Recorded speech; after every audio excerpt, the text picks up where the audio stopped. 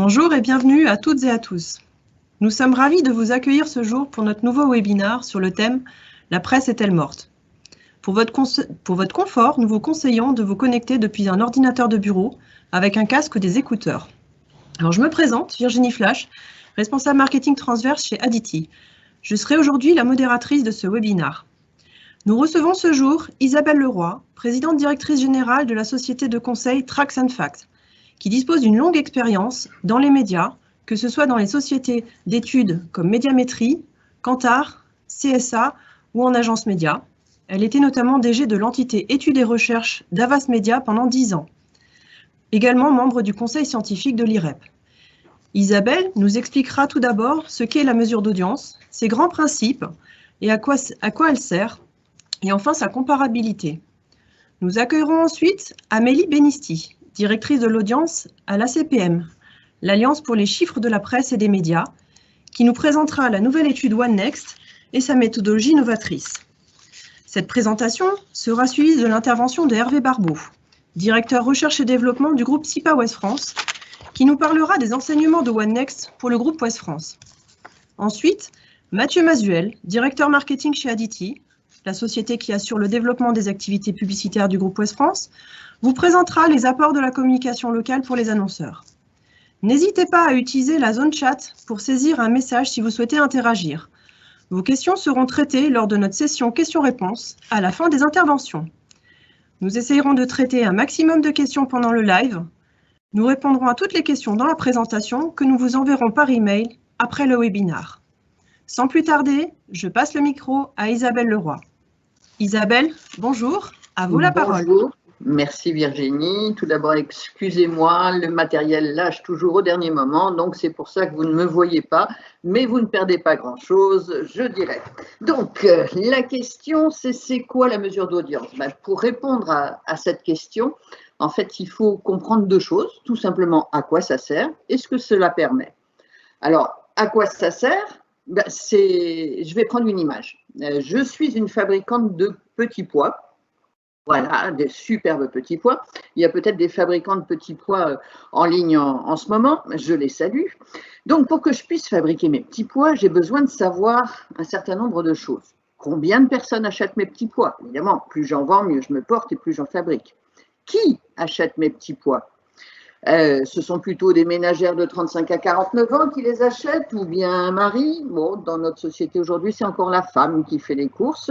Qui mange mes petits pois? La femme, le mari, l'enfant de 11 à 14 ans? Je ne sais pas. Quand mange-t-on les petits pois? Est-ce que c'est à midi? Est-ce que c'est le soir? Comment on les mange? Est-ce qu'on mange la boîte de 500 grammes en entier, ou la moitié une première fois et le reste une autre fois? Et où les mange-t-on? Au domicile, à la cantine? Voilà. Il me faut une étude qui puisse me permettre de répondre à ces questions essentielles. Combien?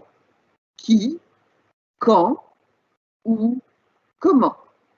Vous mettez à la place de la boîte de petits pois une émission de télé, de radio, un titre de presse, un panneau d'affichage, un site internet, un film de cinéma, c'est pareil. Ce sont toujours les mêmes questions. Combien? Qui, quand, où, comment. Alors, l'étude d'audience, je vais vous l'illustrer, elle sert à répondre à un certain nombre de questions. Alors, la question, il y avait combien de gens qui avaient regardé Emmanuel Macron au début du confinement? Il y en avait 35 millions, 35,3, c'est le record absolu en France depuis la création de l'étude d'audience. Mais je vais vous parler de la plus vieille émission de télévision au monde. Je suis sûre que si je vous posais la question « Quelle est la plus vieille émission de télévision au monde ?» eh bien, vous ne sauriez pas me répondre. Eh bien, je vous le dis, c'est un scoop aujourd'hui. Eh bien, la plus vieille émission de télé au monde, c'est Le Jour du Seigneur, le JDS, l'émission pour les catholiques le dimanche matin sur France 2. Eh bien, le JDS a triplé son audience le 24 mars avec 1,7 million de téléspectateurs. Donc, on a répondu à combien? Si je reste sur Le Jour du Seigneur, je sais que les téléspectateurs réguliers sont des femmes de 60 ans et plus. On répond à la question qui? Elles regardent généralement 3 JDS sur 4 par mois. On répond à quand? que les occasionnels du JDS ne regardent que la messe et pas le plateau ou le documentaire qui est avant messe. On répond à comment. Les téléspectateurs réguliers, pour 20%, regardent l'émission en dehors du domicile, via Internet. On répond à où. Donc, on vient de voir à quoi sert une étude d'audience, répondre aux questions combien, qui, quand, où, comment. Alors, on voit à quoi ça sert. Mais qu'est-ce que ça permet, une étude d'audience? Alors, je vous ramène à un passé qui n'est pas si vieux que ça. Il y a 10 ans, voilà. Eh bien, il y a 10 ans, le 1er janvier, un peu moins de 10 ans, le 1er janvier 2002, donc on a changé de monnaie dans l'Europe pour adopter une monnaie commune, l'euro. Donc l'euro, comme c'est écrit ici, elle permet d'échanger des biens, des marchandises, des services avec une référence en commun, une monnaie unique dans l'Union. Eh bien, l'audience, c'est exactement pareil, c'est la monnaie commune dans le monde des médias.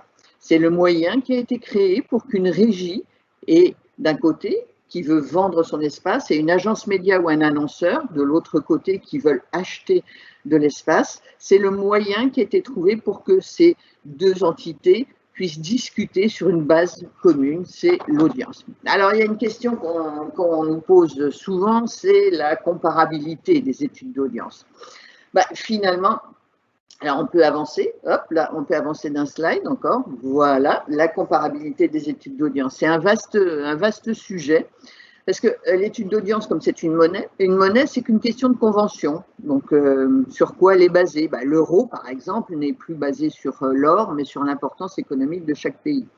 L'audience, c'est généralement basé sur quoi? Sur un nombre d'individus en contact avec le média. Les individus, c'est nous. Mais le nous est différent d'un média à l'autre parce que chaque média a sa façon de mesurer l'audience, son univers de référence et ses conventions pour définir ce qu'est son audience. Alors, si je simplifie à l'extrême, et les puristes pourront me tirer dessus, mais je fais de la simplification. En télé, par exemple, ce que l'on mesure, c'est quoi? Ce sont des individus de 4 ans et plus dans des foyers équipés télé, présents dans la pièce où le poste est allumé. Pour l'affichage, ce sont des individus qui passent à côté d'un panneau. En radio, ce sont des individus de 13 ans et plus qui déclarent avoir écouté une station de radio pendant un demi-quart d'heure, quel que soit le moyen d'écoute dans les dernières 24 heures. Je reprends mon souffle. Pour Internet, ce sont des 2 ans et plus équipés de tablettes, ordinateurs mobiles. Pour les prospectus, excusez-moi, ce sont des 15 ans et plus qui déclarent avoir lu, regardé ou survolé le prospectus. Je ne parle pas de la presse car Amélie Benisti va vous détailler l'étude One Next après moi. Tout ceci fait qu'il est extrêmement difficile de comparer les résultats quantitatifs d'une étude d'audience d'un média avec les résultats quantitatifs d'une étude d'audience d'un autre média.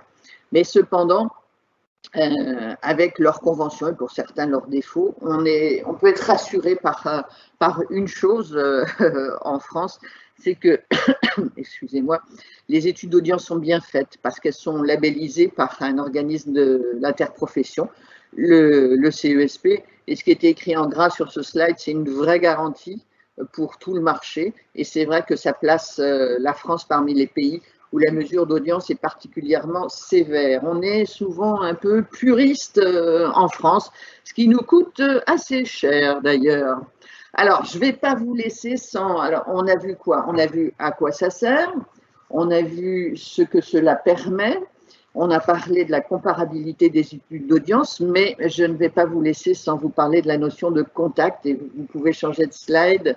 Ah voilà, ça c'est the formule dans notre métier. La notion de contact, vous en avez tous déjà entendu parler, ou vous allez en entendre parler si vous n'êtes pas familier avec les contacts publicitaires. Si je prends encore une image, imaginez que je sois seul au monde, c'est un peu débile, mais c'est comme ça, je suis seul au monde. Qu'est-ce que c'est un contact publicitaire pour moi? Ce serait le nombre de fois où j'ai, par exemple, vu cette publicité dans la presse. Mais comme je ne suis pas seul au monde, fort heureusement, eh bien, le nombre de contacts, ça va être quoi? Ça va être le nombre de fois en moyenne où on voit cette annonce presse multipliée par tous les gens, le nombre de gens qui ont vu cette annonce presse. Donc c'est tout simple, mais c'est une notion fondamentale. Le nombre de contacts, qu'on appelle aussi le GRP, c'est égal à la couverture, le nombre de gens qui ont vu, lu ou entendu une pub, fois la répétition, le nombre moyen de fois où l'on a vu, lu ou entendu cette publicité. Alors, c'est quand même un peu fort de faire une formule dès 10 h du matin, mais vous l'aurez eu quand même. Alors, donc, une étude d'audience, ça va vous donner donc, ces informations, ce nombre de contacts, cette couverture, cette répétition. Une étude d'audience, ça va vous donner énormément de chiffres, mais il y a une chose, et c'est une quantitativiste qui vous parle, il ne faut jamais, jamais oublier dans quel contexte média on se trouve pour apprécier l'attention que les individus portent au contenu qui est devant eux. La qualité d'un contact avec un support n'est pas la même quand il n'y a pas de contenu ou quand il y a un contenu. Si les médias sans contenu, ben c'est quoi? C'est l'affichage, vous avez un panneau, basta cosy. Voilà. Les prospectus, là aussi, il y a peu de contenu, par opposition à tous les médias, la presse, la radio, la télé, Internet, où il y a du contenu en tant que tel. Mais il faut bien tenir compte, bien avoir en tête la façon dont on est amené à porter plus ou moins son attention pour comprendre ce que l'on voit, ce que l'on entend ou ce que l'on lit. Là-dessus, la presse est imbattable. C'est la mécanique de notre cerveau qui fait que la lecture oblige l'humain à porter son attention sur ce qu'il lit. Alors, on a vu que l'étude d'audience, ça permettait de répondre à combien, qui, quand, où, comment. L'allégorie du petit pois. On a vu que c'était un langage commun. On a vu que c'est pas facile de comparer les études d'audience et on a vu la notion de contact. Et maintenant, je repasse la parole à Virginie et vous allez voir Amélie qui va vous raconter tout ça en détail. Je vous remercie de votre attention. Merci Isabelle pour cette explication. Nous avons donc compris ce qu'est une mesure d'audience et à quoi elle sert. Nous allons maintenant parler de méthodologie. Je laisse donc la parole à Amélie Binisti, directrice de l'audience à l'ACPM. Amélie, bonjour. À vous la parole. Bonjour. Donc, je vous laisse passer les slides.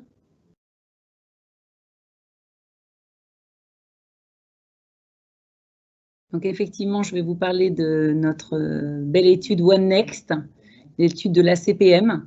Donc, OneNext, c'est la nouvelle étude de toutes les audiences des marques de presse et dont je vais vous parler maintenant en détail.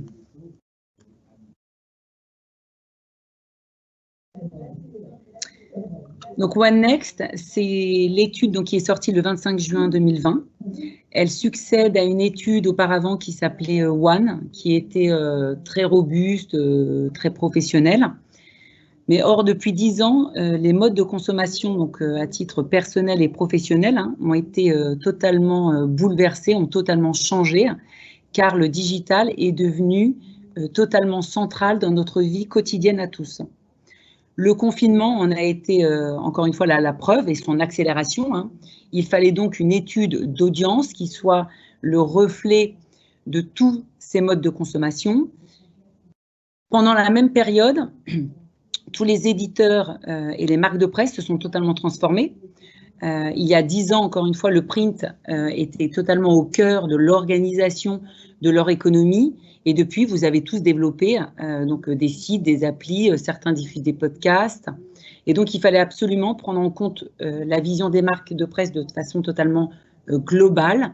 Et donc, OneNext répond ainsi à ce besoin donc, des agences et des annonceurs d'une vision totalement globale et transverse à 360 de la diffusion donc, des marques médias et des nouveaux usages. Les 4 grands bénéfices, donc les 4 choses vraiment à se rappeler de l'étude OneNext. Donc le premier bénéfice, donc, qui est très important dans la construction de vos stratégies, c'est la connaissance la plus fine des Français. Donc grâce à OneNext, vous avez tous les sites d'un annonceur sur leur consommation des médias, donc produits, attitudes, comportements. Le deuxième bénéfice, on va y revenir tout à l'heure, c'est un média planning multicanal qui va permettre donc de pouvoir prendre en compte dans sa stratégie média tous les canaux de diffusion d'un contenu et des messages publicitaires. Le troisième bénéfice, c'est un nouveau média planning presse, donc temporalisé, qui va intégrer enfin donc, les reprises en main, grâce à la méthode totalement révolutionnaire qui nous le permet désormais, dont je vais vous parler un petit peu plus tard. Et enfin, le quatrième bénéfice, c'est la mesure du contrat de lecture, c'est-à-dire pouvoir mesurer de la façon la plus solide et quantitative possible les relations entre les marques de presse et un lecteur, donc pour le contenu et pour la publicité. Donc OneNext, ce qu'on disait tout de suite, c'est une vision globale des marques à travers une vision single source.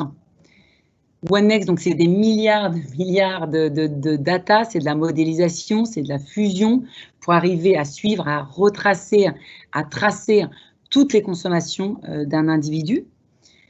Connecté, bien parce que c'est une innovation mondiale. Je vais vous expliquer pourquoi c'est la seule étude d'audience comme ça, grâce à notre appli connectée qui s'appelle Ma Presse à moi, dont je vais vous parler dans un instant. Et exclusive parce que nous avons un peu plus de 28 000 participants par an à cette belle étude. Alors, pour développer OneNext, nous avons choisi, la CPM a choisi de s'entourer des meilleurs instituts au monde.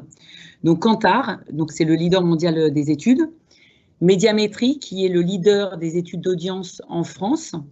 Et le CESP, sur lequel je vais m'arrêter un instant pour rebondir sur ce que vous racontez Isabelle il y a un instant, donc qui est le centre des études et supports de la publicité, et donc qui valide, contrôle les méthodologies des études d'audience en France. Je m'arrête un instant sur le CESP, mais c'est très important. Pourquoi ? Parce que cette étude, comme je viens de vous le dire il y a un instant, c'est des milliards effectivement de data, c'est de la modélisation, c'est de la fusion. On a choisi, nous, à CPM, de s'entourer des meilleurs instituts au monde, mais aussi de s'entourer du CESP. Et le CESP, alors on ne voit pas très bien sur le logo, mais c'est le CESP Inside. CESP Inside, ça veut dire quoi? Ça veut dire qu'on a pris la branche la plus dure du CESP, vraiment les plus rigoristes, les plus rigoureux dans le contrôle. Donc Inside, ça veut dire quoi? Ça veut dire qu'en fait, on n'a pas développé en fait une méthodologie extrêmement complexe et on remet le projet en fait au CESP et à la fin, il valide la méthodologie et tamponne la méthodologie. On a choisi de s'entourer donc du CESP Inside, donc c'est-à-dire que toutes les semaines, ils sont présents avec nous et suivent pas à pas cette méthodologie. Pourquoi je m'attarde et pourquoi Isabelle vous en a parlé tout à l'heure?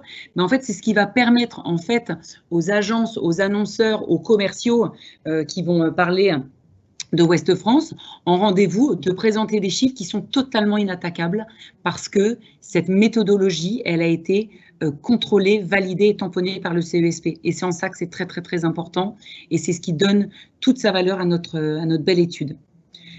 Pendant 3 ans aussi, il ne faut pas oublier, il y a les annonceurs donc via l'Union des marques, les agences au travers de l'UNECAM qui nous ont accompagnés, guidés selon leurs propres besoins et on a donc avancé dans la construction de OneNext en fonction des besoins vraiment du marché. Donc c'est vraiment un projet qui reflète vraiment les attentes du marché. C'est une étude évidemment unique, alors une étude single source. Pourquoi une étude single source? Donc, c'est pour la première fois en fait en France. Cette étude, elle permet d'interroger les mêmes personnes sur une multitude de sujets. Donc, on a une fusion avec l'étude de référence en France qui est Internet Global de Médiamétrie. Donc, on fusionne avec Internet Global de Médiamétrie. On fusionne avec OneNext. OneNext Insight, c'est la partie qui fusionne avec l'étude TGI de Kantar Media. Donc, qui nous permet de connaître toutes les attitudes, tous les comportements et toutes les consommations des lecteurs. C'est aussi l'intégration dans cette étude de OneNext Influence, qui va nous permettre de connaître des cibles qui sont excessivement d'habitude difficiles à toucher. Ce sont les top cadres et les top revenus, donc des personnes très influentes. Et enfin, le dernier volet, c'est OneNext Access, qui lui est destiné aux plus petits éditeurs français, afin d'avoir accès à un profil socio-démo de leurs lecteurs de presse sur les 12 derniers mois. Une étude exclusive, donc ce que je viens de vous dire, donc c'est 28 000 participants par an. Ça en fait une des études parmi les plus importantes études en France. que l'on va interroger donc personnellement sur leur lecture, leur consommation. Et parmi ces 28 000 participants, donc il y a 10 000 individus qui sont des top cas, des top revenus. Et donc ça, c'est pour l'étude influence. Chaque individu est interrogé donc de 1 à 4 fois, donc à travers le questionnaire audience, le questionnaire donc média marché, donc ça c'est pour la consommation et leurs attitudes, mais aussi la mesure passive, puisqu'une grande partie de nos répondants, des personnes interviewées, acceptent la pose d'un cookie ou d'un SDK sur l'ensemble de leur device. Et enfin, une connaissance donc totalement inégalée sur la consommation digitale grâce à cette étude. Une étude connectée, donc je passe rapidement, mais juste que vous compreniez en quoi c'est vraiment révolutionnaire et c'est une première mondiale. Donc l'application smartphone Ma Presse à moi, donc on peut télécharger sur iPhone ou Android, donc qui va permettre de connecter en fait la presse avec ses lecteurs. Donc c'est une première mondiale. Pourquoi? Puisqu'en fait toute la presse a été dotée de code barre. Je dis pourquoi a été, puisque par exemple la presse gratuite n'avait pas de code barre et on a créé pour l'étude OneNext. Donc nous avons développé une appli totalement innovante. Donc en fait on pose son smartphone sur son quotidien, sur son magazine, sur son supplément, sur son hors-série, et l'appli en temps réel va reconnaître le titre, le jour et l'heure de connexion. Et de là, en fait, on pose à peu près 30 secondes, pendant 30 secondes des questions au lecteur, et ça va nous permettre d'avoir en cumulé donc plus de 30 000 journées d'observation pour définir au plus près, notamment par exemple les reprises en main, et connaître donc toute la relation du lecteur avec sa marque de presse et son contenu et la publicité à laquelle il a été exposé.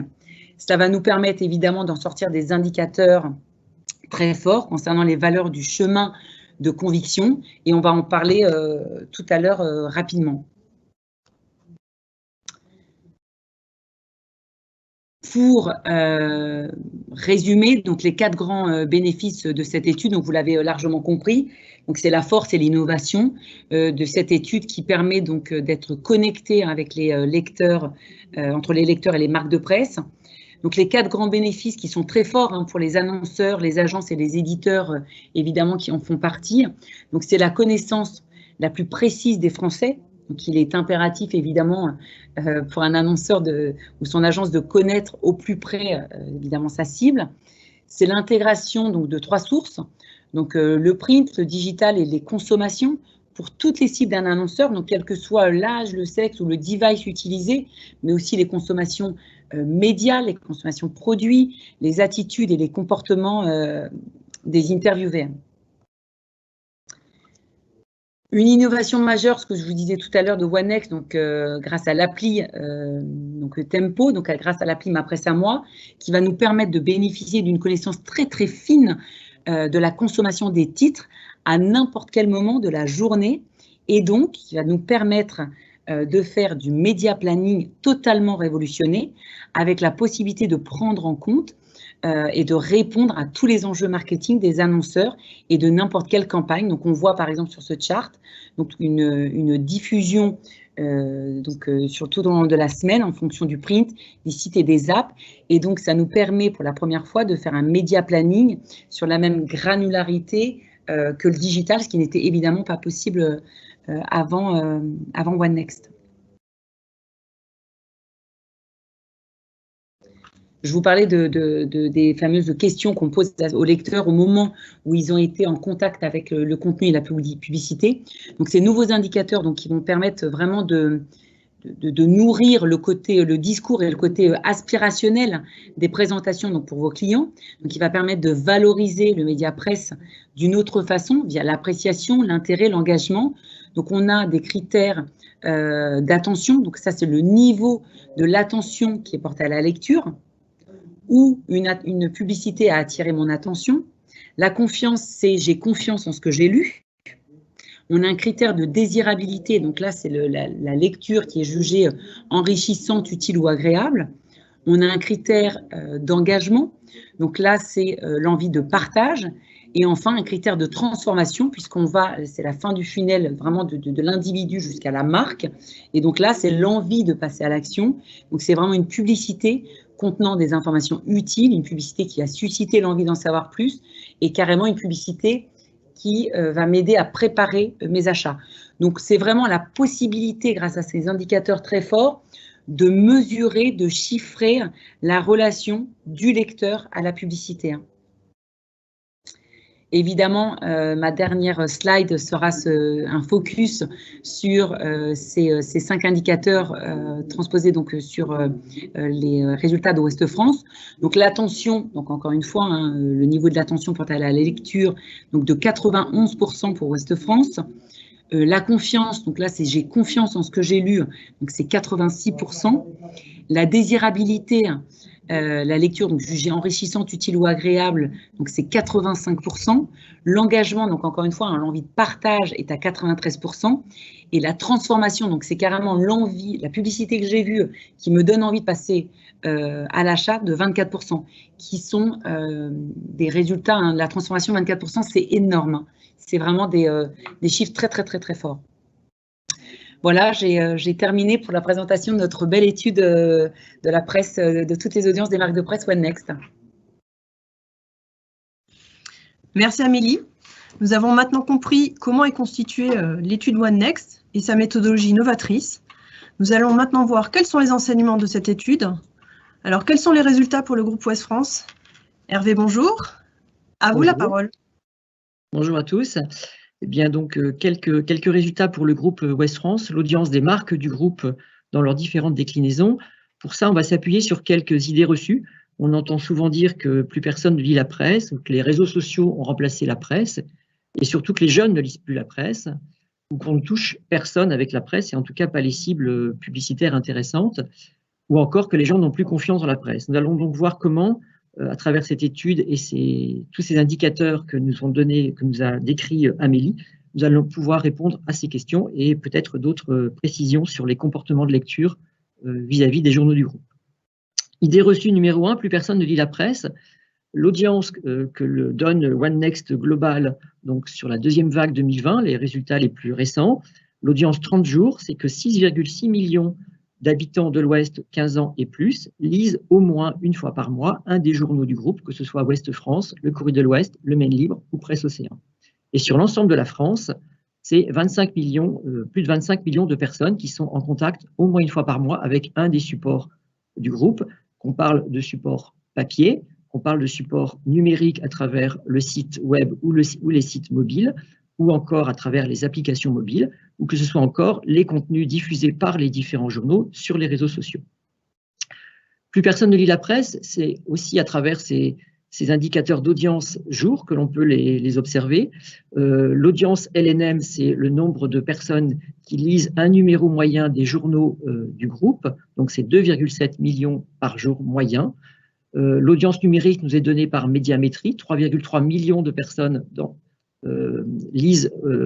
sont en contact via un des supports numériques du groupe, que ce soit site web, site mobile ou application mobile. Et la pénétration au lecteur numéro moyen dans l'Ouest, c'est-à-dire le nombre de personnes par jour qui lisent au moins un des journaux du groupe, c'est 35%, soit un tiers de la population 15 ans et plus. Quand on s'intéresse aux habitudes de lecture, au-delà de la journée, mais la lecture au moins une fois par semaine, c'est plus de 6 personnes sur 10 habitant l'Ouest qui lisent au moins un des journaux du groupe, et au moins une fois par mois, on atteint 81%, c'est-à-dire plus de 8 personnes sur 10 sont en contact avec au moins un des contenus des journaux, quel que soit le support. C'est aussi des supports qui se partagent, puisque quand on regarde la circulation du journal papier ou des journaux papier, c'est 3,5 personnes qui lisent chaque exemplaire mis en circulation. L'idée reçue numéro 2, c'est les jeunes. Où en sont-ils? Quelles sont leurs lectures de la presse? Eh bien, on observe très facilement dans cette étude que les jeunes lisent la presse. Quand on regarde l'ensemble des marques de presse, 95% des 15-24 ans sont lecteurs d'au moins une marque de presse chaque mois, tous supports confondus, que ce soit sur le papier ou sur support numérique. Et quand on s'intéresse aux journaux du groupe SIPA Ouest France, il s'agit de 73% des 15-24 ans qui sont lecteurs d'au moins un contenu d'une marque de presse sur la zone de diffusion des journaux, donc sur le Grand Ouest. Concernant les jeunes, on peut aussi observer que cette lecture quotidienne moyenne, la lecture numéro moyen papier de 20%, donc un jeune sur 5 lit un des journaux du groupe en moyenne par jour. On s'aperçoit que c'est un jeune sur deux qui lit presque un des journaux du groupe ou qui va sur un des supports numériques du groupe par semaine, 48%, et une fois par mois, on est aux 3/4 de la population des 15-24 ans qui est en contact avec un contenu print ou numérique d'une des marques du groupe. Donc une lecture importante. On ne touche personne avec la presse. Alors, quand on regarde les différentes audiences, on s'aperçoit qu'on a une complémentarité d'audience entre la lecture sur papier et la lecture digitale sur support numérique. 37% des lecteurs sur un mois sont lecteurs sur le papier. 50% dupliquent papier et digital, donc pas forcément le même jour, le même moment, mais en tout cas 50%. Et puis 13% sont uniquement sur support digital. Donc on voit une forte complémentarité de support et d'usage tout au long de cette période sur 30 jours. Donc ça représente 4 900 000 personnes qui sont lecteurs du journal papier au moins une fois par mois et 3 575 000 qui sont lecteurs numériques au moins une fois par mois, certains d'entre eux dupliquant la moitié, donc 50% étant dupliquant print ou digital. On ne touche personne avec la presse. On voit aussi qu'on a des publics très différents en termes de lecture. Ici, vous avez pour chacune des cibles représentées, femmes, hommes, actifs par tranche d'âge, le taux de pénétration sur ces cibles. Donc, le 82% des femmes lisent au moins une fois par mois un des supports print ou numérique du groupe. 30% lisent exclusivement du print, 40% dupliquent print ou numérique et 12% sont uniquement sur des supports numériques. Quand on regarde sur ces différentes cibles, on atteint un taux de 80% sur les hommes, 83% sur les actifs et même 85% sur les actifs plus. Et par tranche d'âge, s'il y a un bémol sur les 15-24 et les 25-34 avec 73 et 75% de pénétration, par un usage un peu moins important du print exclusivement, on voit que dès 35 ans, on a des taux de lecture qui dépassent les 80% pour l'ensemble de ces cibles. Avec une duplication forte print et numérique, mais aussi une importance du print qui reste forte. Alors, on a aussi un critère d'attention, Amélie a abordé ce point tout à l'heure, on a une attention très forte à la lecture. Le temps de lecture moyen d'un journal, c'est 22 minutes par jour pour les lecteurs qui le lisent, et le temps moyen de consultation pour les visites sur les sites mobiles, sites web ou applications, c'est de 7 minutes sur la base de westfrance.fr. Et la confiance en la presse, on a également un fort lien avec les lecteurs. 66% des lecteurs sont abonnés, que ce soit par la poste ou par portage. Donc une attention très forte et une lecture quotidienne qui se fait sur ces supports. On a également, au travers d'une étude Media Rating qui avait été menée par la Régie 366, la notion de confiance qui est très fortement attribuée à la presse régionale. C'est le premier des médias qui sort en termes de confiance. 47% des Français font confiance à la presse régionale, 39% à la télévision nationale, 33% aux quotidiens nationaux. Donc, c'est la presse régionale est le premier média cité en termes de confiance et c'est un indicateur de qualité pour les campagnes publicitaires. Voilà, les chiffres essentiels, tous ces chiffres, vous pourrez les retrouver dans la présentation et dans vos contacts avec les équipes d'Aditi ou de Ouest France, nous pourrons exploiter davantage de données et il est temps de passer la parole à Mathieu Masuel. Alors, merci Hervé d'avoir cassé les idées reçues avec ces précisions chiffrées pour le groupe Ouest France. Je vais maintenant céder la parole à Mathieu Masuel, directeur marketing chez Aditi. Mathieu Masuel, bonjour, à vous la parole. Merci Virginie, merci, bonjour à tous. Donc Isabelle nous a montré l'importance des études et nous venons de voir avec Amélie d'une part et puis bien précisé par Hervé que tant sur le plan quantitatif, puissance, affinité, que qualitatif, crédibilité, proximité, le média PQR en général et les supports du groupe Ouest France en particulier séduisent les audiences par la qualité de leur contenu, tant les lecteurs que les internautes. Mais finalement, Ces audiences, ce sont évidemment les prospects et les clients de nos annonceurs. Donc, aujourd'hui, la question, c'est comment peuvent-ils tirer parti de ces audiences pour pouvoir développer leur activité. En tant qu'expert des audiences, Aditi accompagne les annonceurs au quotidien pour leur permettre d'exploiter toute la puissance de l'offre média des titres du groupe Ouest France. Notre métier, c'est en fait très simple, c'est permettre aux annonceurs de créer, développer et entretenir la relation avec leurs clients. Pour répondre à l'évolution de la consommation des médias et notamment toute la dimension de digitalisation du parcours client, nous avons chez Aditi totalement revu notre offre et nos outils pour apporter aux annonceurs une réponse très simple, l'audience utile. En fait, nous nous appuyons sur les objectifs des annonceurs, qu'il s'agisse de notoriété, d'image, de besoins de création de trafic, et sur leur cible pour construire une recommandation qui s'inscrit dans une démarche d'accompagnement. L'annonceur a besoin d'adresser le bon message à la bonne personne au bon moment. Nous lui permettons de profiter du meilleur de nos audiences avec un triple bénéfice. Suivant. Merci Virginie. Donc, premier bénéfice, la dimension de puissance et de proximité. Finalement, c'est la puissance de nos audiences, dont on a coutume de dire dans le groupe qu'elles vont de la commune au monde, qui va garantir à nos annonceurs une couverture du territoire au plus près de chacun de ses clients, au plus près de chacun de ses prospects. Deuxième bénéfice, notre maillage local, qui fait de Ouest France le premier média social local. En fait, ce qu'il faut bien avoir en tête, c'est que les sujets qui sont importants pour nos lecteurs, qui sont aussi les clients de nos annonceurs, sont dans les supports du groupe Ouest France.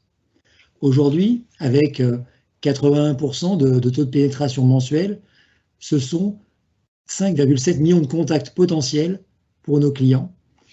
Pour vous donner un ordre d'idée, aujourd'hui, on entend beaucoup parler des réseaux sociaux, on l'a évoqué, Facebook, sur nos territoires, quand le groupe Ouest France est à 5,7 millions de contacts, Facebook, c'est 4,8.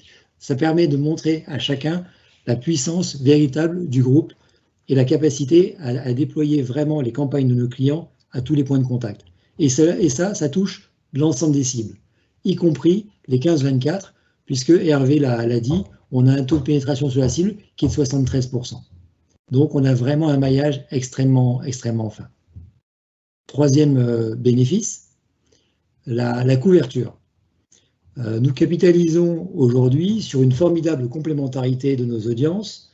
L'éditeur dont on connaît la puissance print a fait un formidable travail pour pouvoir digitaliser notre offre. Et aujourd'hui, finalement, les consommateurs, qu'ils soient une fois plus lecteurs ou internautes, ont accès à nos contenus, quel que soit le moyen qui les arrange, en fonction du moment de la journée, en fonction de leurs attentes, print ou digital.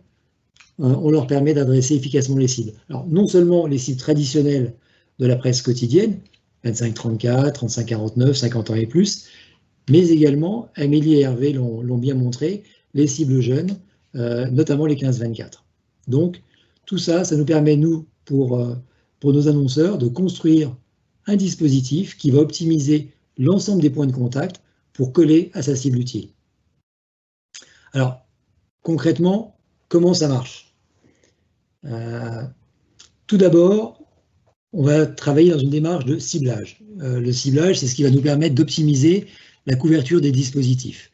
Donc, pour ce faire, on a décidé de travailler sur une entité qui est pour nous extrêmement importante et surtout très importante pour nos clients annonceurs, ce sont les bassins de vie. Ce sont les bassins de vie que les annonceurs souhaitent adresser pour leur permettre de ne toucher que leur cible utile et ainsi éviter toute déperdition, ce qui finalement est un gage d'optimisation budgétaire. Deuxième point, la construction du plan de communication de manière à pouvoir assurer la répétition du message. L'idée, c'est qu'en optimisant les points de contact, on va donner l'opportunité à l'annonceur de déployer sa communication et de faire avancer le prospect dans son parcours d'achat. Et tout ça, on le construit de manière sur mesure. Alors, le sur mesure, je pense que vous allez me dire, c'est formidable, mais combien ça coûte? Notre approche, cette approche sur mesure, elle est basée, vous l'avez bien compris, sur l'audience utile. Et cette audience utile, elle permet aux annonceurs, au final, de ne payer que pour leur cœur de cible, sans déperdition, et ça, c'est un vrai gage d'économie. Pour simplifier l'approche, nous homogénéisons en plus la tarification avec une facturation au CPM, tant sur le print que sur le digital. En synthèse, notre travail dans le groupe en général et chez Aditi en particulier, c'est d'accompagner les annonceurs dans le développement de leur activité en tirant parti de la puissance des audiences du groupe Ouest France, print et digital, et en jouant la carte de la proximité à un coût compétitif, adapté aux enjeux des marques qui nous font confiance. Voilà, je vous remercie beaucoup et je redonne la parole à Virginie qui va orchestrer les questions-réponses. Merci Mathieu pour ces explications. Nous allons maintenant passer à la session questions-réponses. Nous avons quelques questions qui ont été posées pendant les interventions. Je laisse Hervé Barbeau vous les restituer. Une première question pour Amélie de la CPM qui concerne les titres qui sont éligibles à l'étude. Tous les titres CPPAP sont-ils éligibles à l'étude? Il faudra sans doute expliquer le terme CPPAP.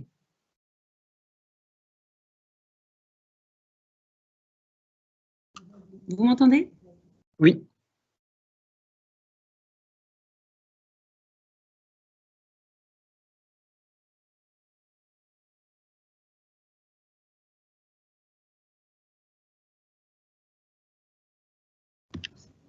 Amélie, je crois qu'on vous entend.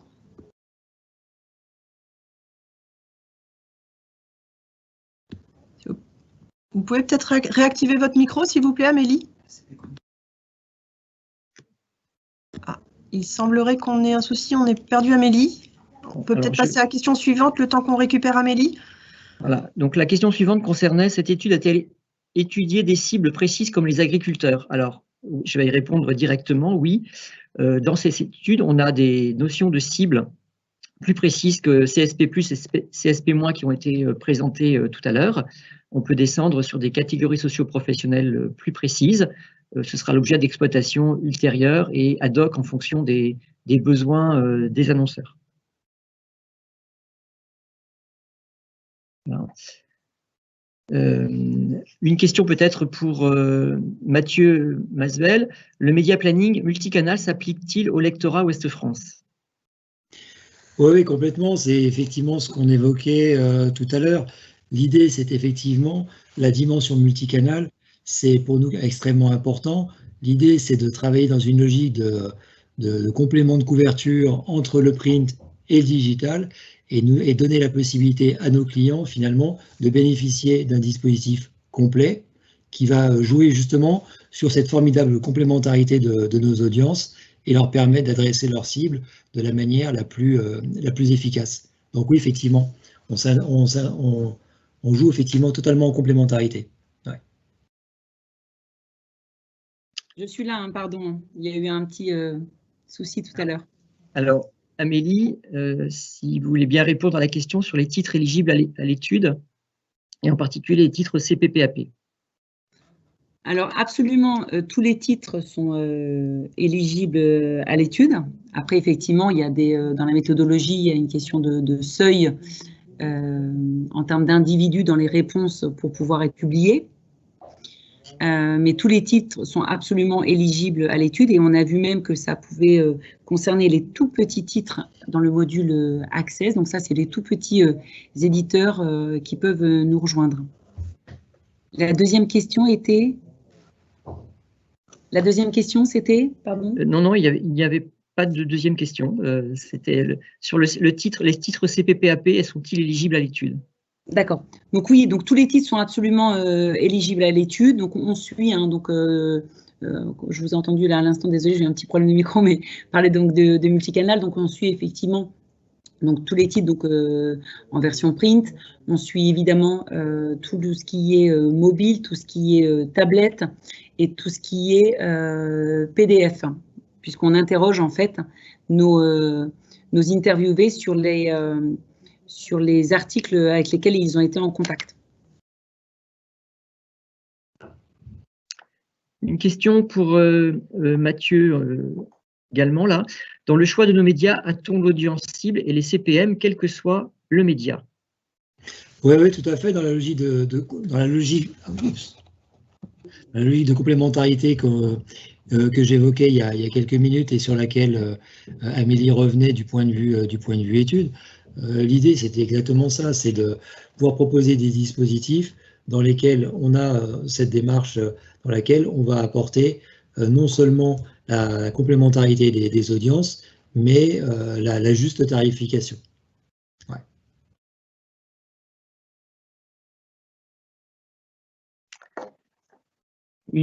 Une question concerne le taux de pénétration du numérique pour le groupe Ouest France. Est-il supérieur ou égal à la moyenne PQR? Alors tout à l'heure, je vous ai présenté les taux de pénétration par cible. Le taux de pénétration du numérique est en moyenne de 50% sur un mois pour les habitants de l'Ouest. Le taux de pénétration du print, du papier, est de 80%. Et ce taux est dans la moyenne de la PQR, voire supérieur. Le fort développement de l'audience des sites du groupe, et en particulier la plateforme westfrance.fr et des autres marques, fait que ce taux, effectivement, est important dans l'Ouest.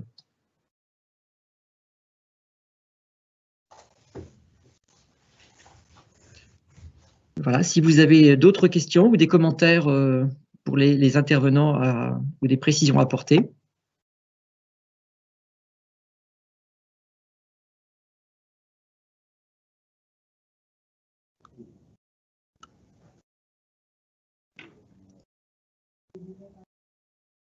Après, s'il n'y a pas d'autres questions, hein, la CPM est toujours à la disposition des annonceurs, des agences, soit pour reparler des méthodologies, si je peux me permettre, pour parler des méthodologies en interne au sein de vos sociétés, ou pour répondre à des questions méthodologiques. On peut toujours envoyer les méthodos par mail, qui sont archi détaillés, les questionnaires, etc.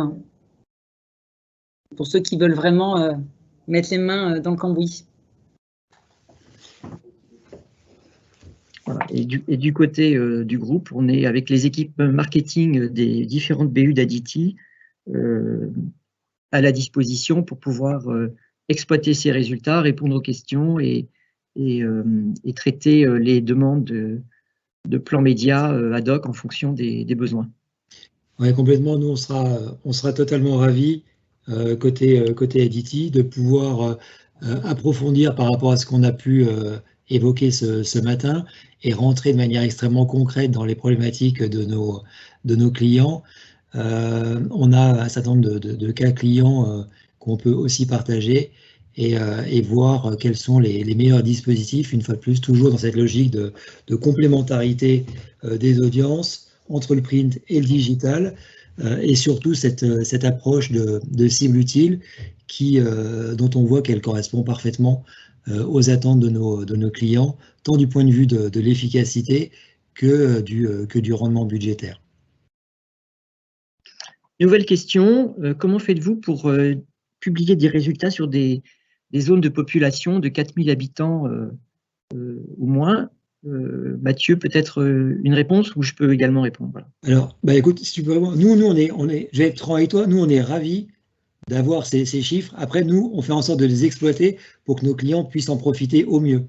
Mais je te laisse.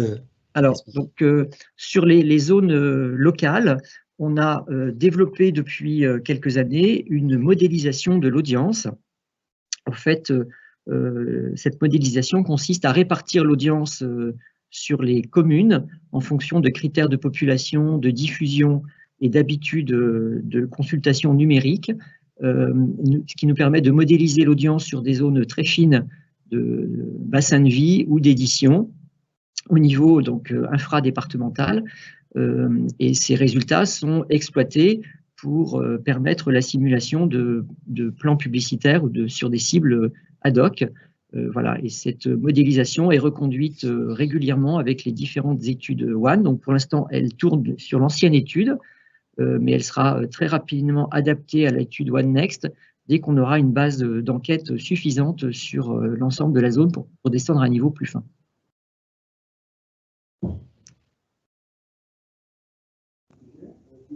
Après l'étude One Next, juste si je peux me permettre, l'étude One Next, elle est évidemment représentative absolument de la population française au niveau sexe, âge et région aussi, hein, bien sûr.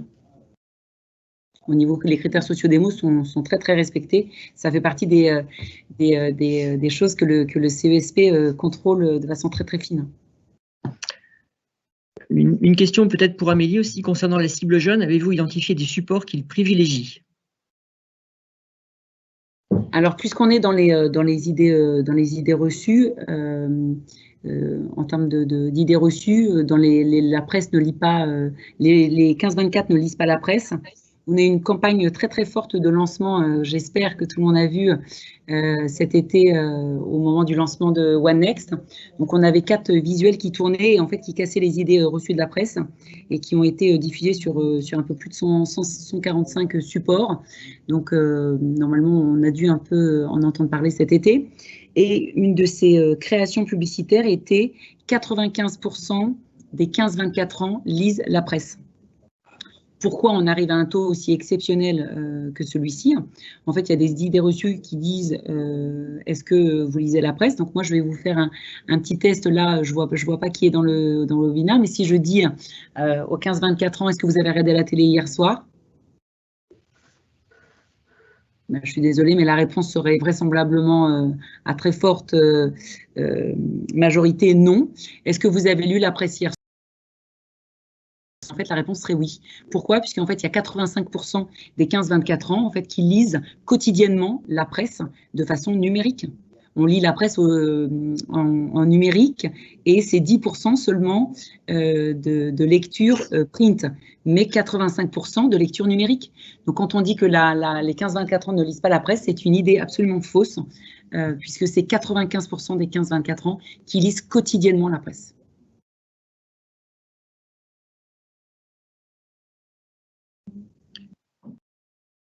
Très bien, je n'ai pas d'autres questions. S'il y a des commentaires de la part des intervenants, des précisions, vous pouvez intervenir.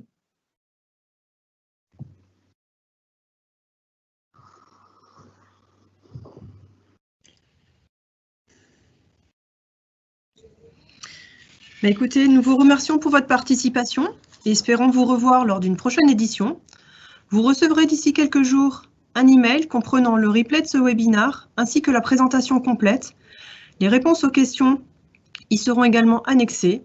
Merci encore à toutes nos intervenantes et nos intervenants. Bonne journée à toutes et à tous. Au revoir. Merci Bonne beaucoup. Journée. Au Bonne revoir. journée. Merci beaucoup. Bonne journée à vous. Merci à tous. Au revoir.